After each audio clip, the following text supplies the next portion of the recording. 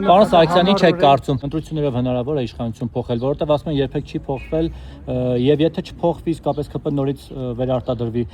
պետք է ընդդիմությունը ինչ-որ քայլեր ձեռնարկի փողոցային պայքար, թե կընդունի պարտությունը եւ կշարունակի աշխատել այնտեղ որպես ընդդիմություն։ Ես կարծում եմ, որ ձեր հարցի երկրորդ մասին հստակ կարող են պատասխանել այն քաղաքական ուժերը, ովքեր մասնակցում են պայքարին։ Ձեր մոտեցումը ինչպիսին է։ Մեր մոտեցումը կլինի պաշտպանել նրանցից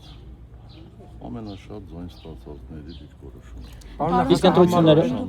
Իսկ ընտրություններով իշխանություն փոխել հնարավոր է Հայաստանում։ Երբեք չի փոխվել։ Այդ հարցին ճիշտ պատասխանը մենք կիմանանք այսօր ժամը 10:00-ից։ Մի բան էլ բազմաթիվ ընտրախախտումներ են, ինձ ահազանգում են, ասում են, այսպիսի ընտրախախտումներ նույնիսկ ՀՀԿ-ի օրոք չկար, զանգվածային ԿՊ ընտրախախտումների է դիմում։ Սրա մասով ինչ կասեք։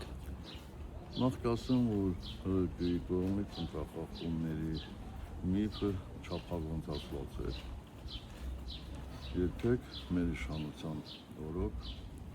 այսպիսի միջամտություններ ընտրություններին չեն եղել։ Ուղղակի այն մարդիկ, ովքեր ՀՀԿ-ի դժգոհ են եղել, մինչև հիմա էլ փորձում են հավասարության նշան դնել,